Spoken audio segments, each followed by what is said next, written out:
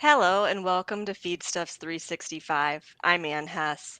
Communication skills are key when preparing animal science graduate students for careers in the livestock industry. To address the interpersonal communication skills and practical experience needed in livestock production systems, several animal science departments, along with livestock industry contributions, have developed a program called Communicating Beyond Science to Scientist. The program focuses on enhancing graduate students' communication skills with non academic audiences and providing direct exposure to commercial livestock production. In the first 3 years of this program, more than 70 graduate students and 50 industry experts have participated. While this program has been successful in preparing future animal scientists for the industry's demands, its future depends on continued support from industry partners. Joining us to discuss this critical higher education challenge conference is Dr. Lee Johnston from University of Minnesota, Dr. Glenda Pereira from University of Maine, and Dr. Nathan Augsburger from Biomedit. Welcome all and thank you for joining us today. Thanks for having us. You. Thanks, Ann. Before we jump into today's discussion, I'd like to remind the audience tuning in to post your questions there in the chat, or if you're tuning in via social media, you can post those there in the comments. So Lee, I want to start with you. I need to acknowledge we are missing Dr. Crystal Levesque from South Dakota State University, who has been a large part of this program since the very beginning. So I know that you're speaking on her behalf as well, but let's start by talking about the thought process behind the conference. As a long-term educator advisor, what communication challenges were you seeing recent graduates struggling with maybe upon graduation? And, what issues were you hearing from producers and allied members? Yeah, and I've been talking to industry folks and producers that hire our graduate students, and they would consistently tell us, your students are really bright. They're sharp people. They're really competent in their discipline area. We're really glad to have them.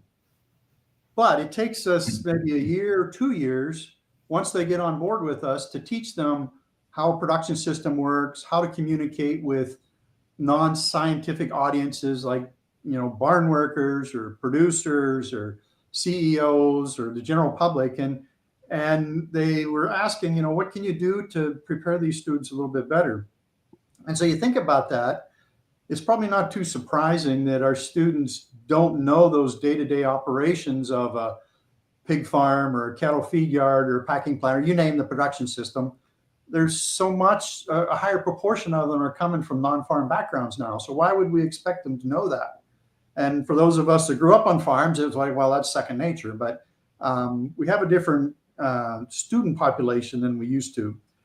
And so hearing these concerns consistently, I was working with some of our colleagues here at the University of Minnesota with different activities and courses and trying to see how we could plug that hole.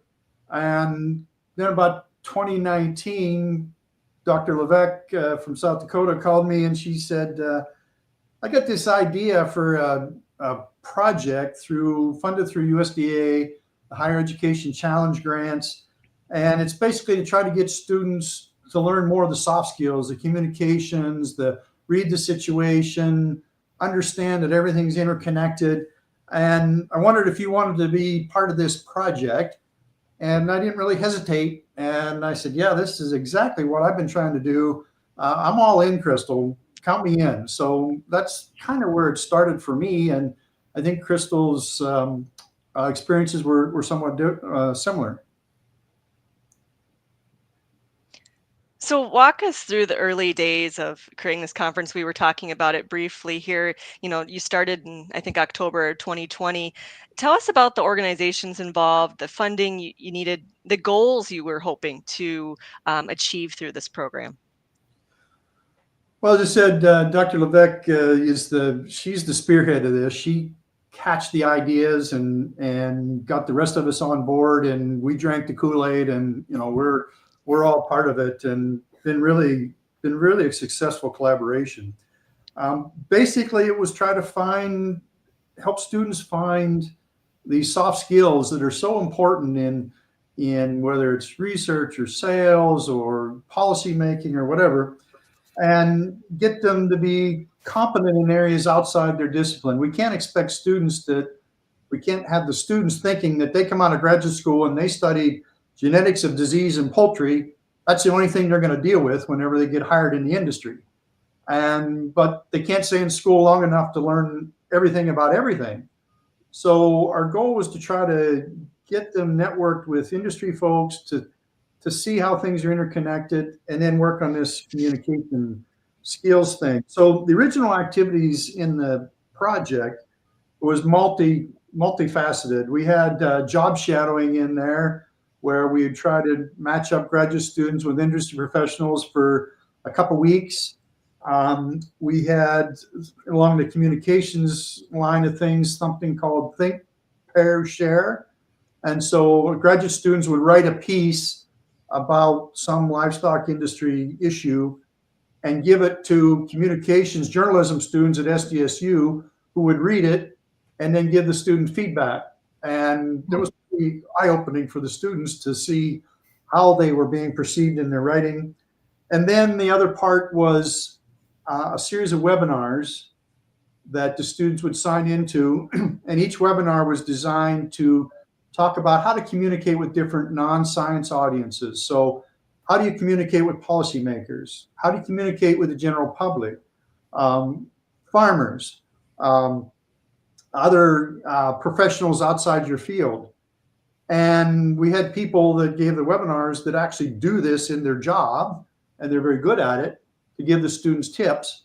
And then at the end of that webinar series in October, when it's happened, is they come together for this conference and practice what they'd learned in the webinars and have these industry interactions. So trying to call it a capstone kind of a thing.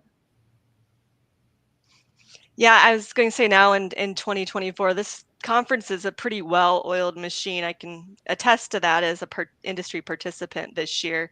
You know, for the audience is not familiar with the conference, tell us what typical conference entails as far as roundtable discussions and that training for students and even for Sure. the industry partners that are evaluating and helping network. Sure. Well, first of all, it's a well-oiled machine because of Crystal and her cast of characters at SDSU, and namely in those is Angie Ruda. She is phenomenal, and she makes everything click, and can't say enough good things about Angie. And I hope she watches this so she sees that she's getting this credit because she's A1. But basically, the first day of the conference is all about industry. And so we have roundtables where industry professionals come and talk about an issue in their industry, and all the students rotate through 7 roundtables with their group of 4 to 6 students and go through these discussions with the industry folks. So the roundtables, we had one this year on climate smart agriculture, GMOs versus certified organic production, trade policies that affects food security, case study on California's Prop 12. In the very early ones, it was case studies on how do you slow down pigs because packing plants shut down over COVID. And the idea of these is to get students thinking about how things are interconnected. And they may be studying ruminant nutrition, but meat quality and markets and all these other things affect how their discipline might be applied in the field. And they're hearing this from people that are doing it every day. And so that's really the neat part. And the industry folks get to share their knowledge, the students pick their brains. And I think there's probably even a little bit of recruiting might happen from some industry folks when they see a student that maybe interests them. Then in day 2, the students have been, before they come to the conference, they've been assigned a target audience. And their assignment is you are to share your research with this target audience. And it might be, this year we had farmers, we had CEOs, we had the Senate Ag Committee, we've had nutritionists, like human nutritionists. And so the idea is the student packages their information to cater to that group of listeners. And then the industry folks do some role playing, and act as that audience. And many times that's what they do in their real life, so it's not really acting. But others know enough about the industry that they can role play that, and then listen to the students, give their presentation, ask questions as if this is a real pitch or a real ask. And then the last 10 minutes of the session is feedback. What did you do well? What do you need to tweak? And heavily students, I mean, I'm a professor, I train my students, give all the details, justify why you did what you did. And then we get to this training and we tell them, take all that stuff out. They just want to know the results. And that's really hard for students to get their head around. So that's kind of the way the conference breaks down into 2 days.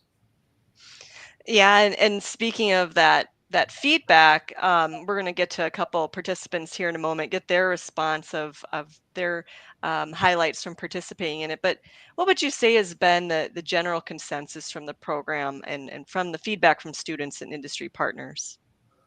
Well, overwhelmingly, it's been positive from the industry folks, from the students. Um, I've been in a lot of educational extension kind of settings and conferences over my career, and you almost never get a conference where you get no negative comments. And this is kind of the case here, that it's been positive. The industry folks have come back year after year. You'll hear from Nathan. He's been a couple years. We've had some others been 2 or 3 years participating. And we're covering their hotel that night, but they're giving their time. We have some students that have repeated. Probably the only criticism, and it's constructive, was that one of the early industry folks says you don't have a broad enough array of students. They were all swine kids and cattle people, and that person was from the poultry industry. And he said, you don't have any poultry represented. Well, we worked on that. And so this last year we had agronomists, we had animal scientists, both sheep, pigs, cattle, dairy cattle. We had ag economists, we've had engineers. So we've broadened the disciplines. And then they also said, expand your reach, because we started with 4 universities: South Dakota State, University of Minnesota, North Dakota State, and University of Nebraska Lincoln. And so this last year, I think we had 14 different universities represented in their students that attended. So we can handle about 40, 42 students, and we maxed it out this year. So that was a great thing to see.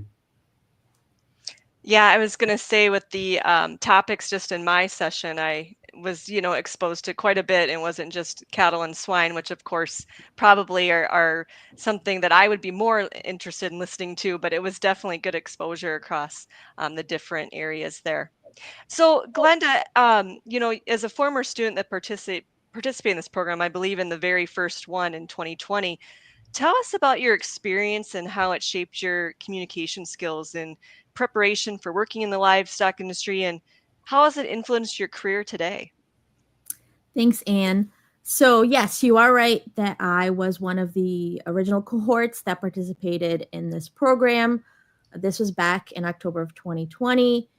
And it looks similar today, but to some of it looks similar to today, but I did have a chance to look at the website, and Lee and Crystal have done a fantastic job at updating based on the feedback that they've received. So that was really awesome to see that. Currently, I am an assistant professor within cooperative extension here at the University of Maine.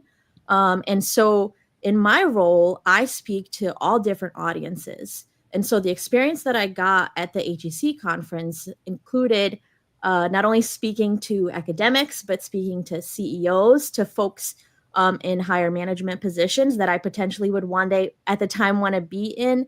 And I want to add to what Lee said.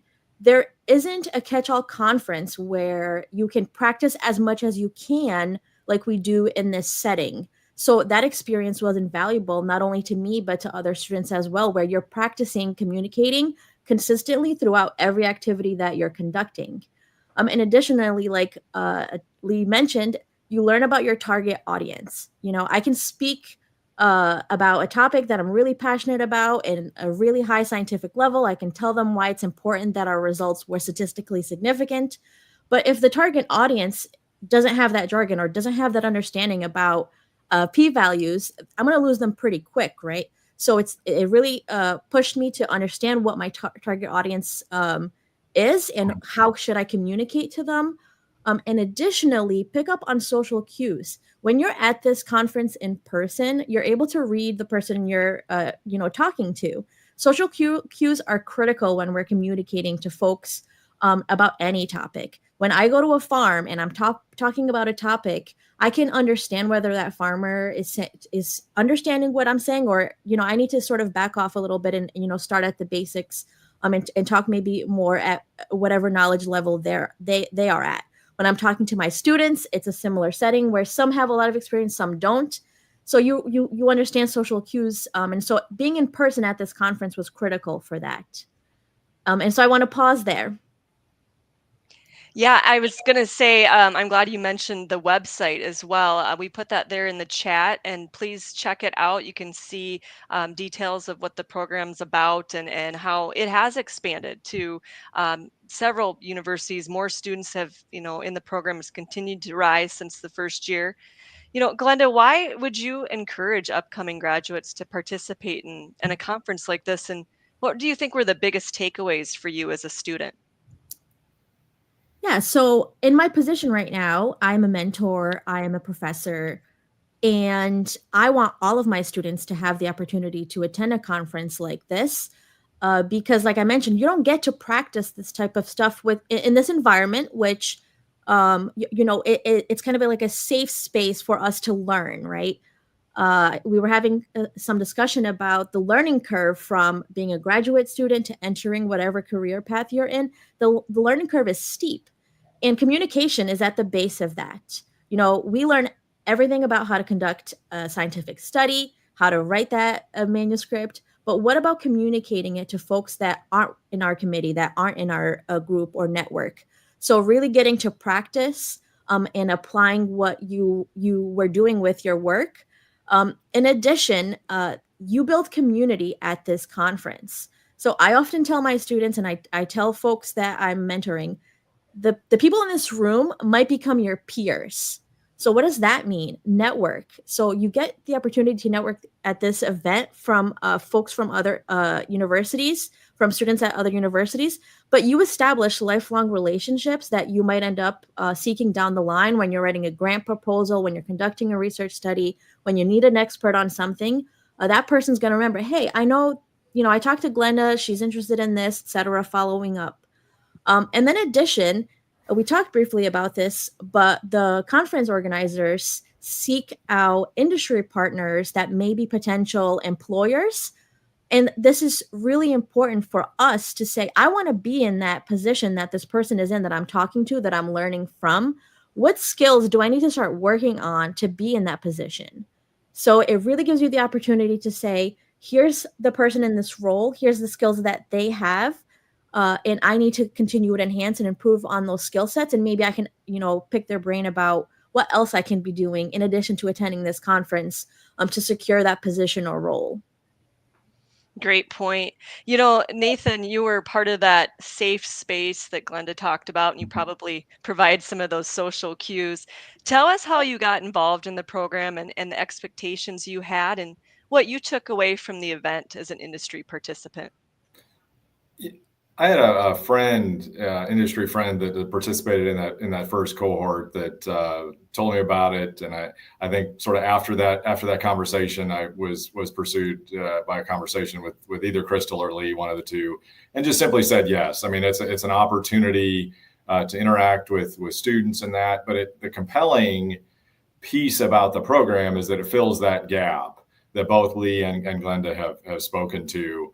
Moving these students from communicating beyond reporting the purpose, the objective, the outcome, the potential implications of their work, like they would do in giving an abstract at animal science meeting or defending their thesis in front of a committee, to clearly advocating, potentially pitching their work to get implemented, for the leadership of their company to see value in and to pursue implementation in their production system, or in the other groups of whether it's the public policymakers, et cetera. So it's a very compelling program that I saw, and from my perspective, it shows me that the group of students, the 2 years I've been a part of it, there's a strong group of students coming up into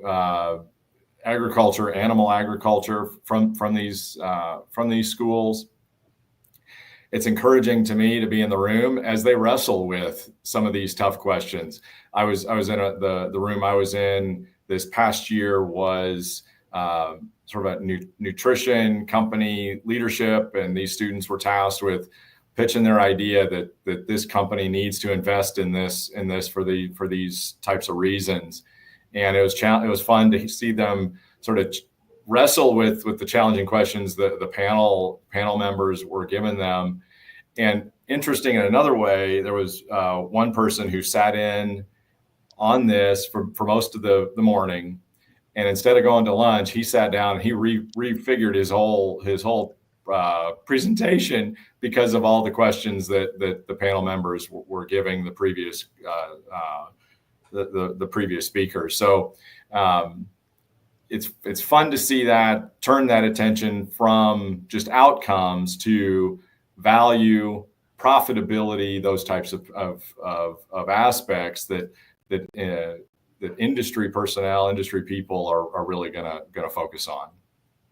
That's some instantaneous outcomes there if they're skipping lunch to get that presentation settled. So why would you, I mean, you mentioned a colleague told you about it. So you're talking to other industry members today. Why would you encourage them to get involved, whether it be sponsorship or sitting in evaluating student presentations?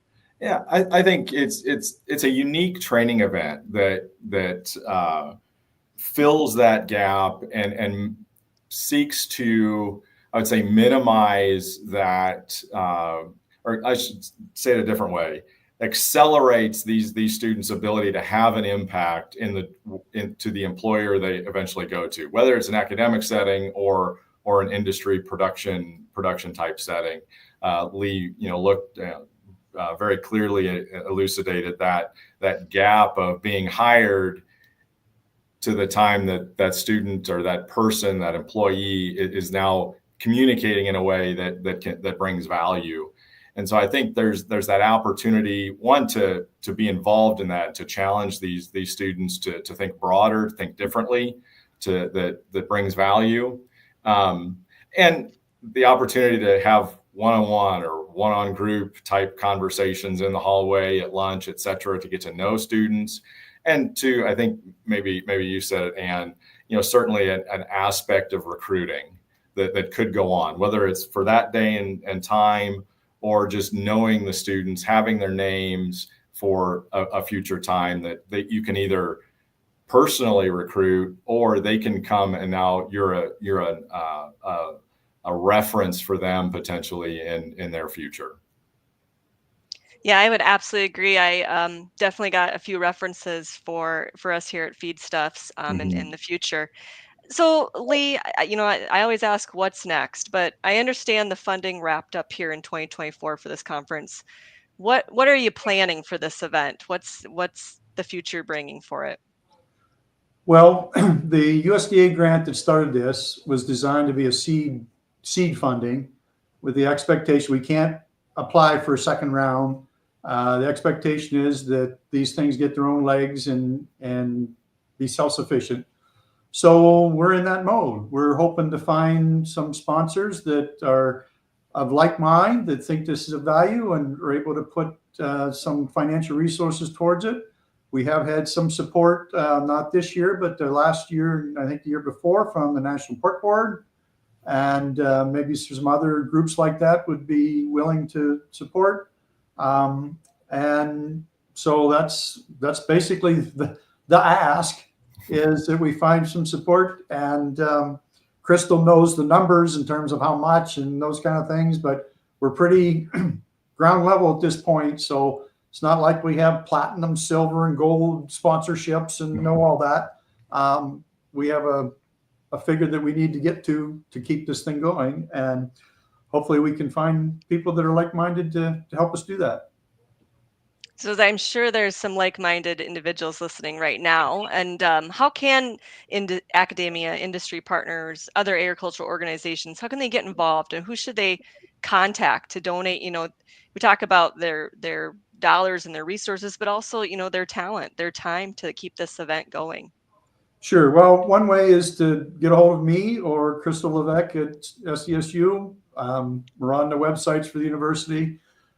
Casey Carlin at North Dakota State University and Phil Miller at University of Nebraska-Lincoln were the other two that were part of the original group that wrote the grant and got things going. And they've been active in this project from the get-go. Another way industry can support is when one of us call, like we called Nathan, and we'd like for you to say yeah. And the reason we called you is because you have something that's really valuable that can contribute to our students.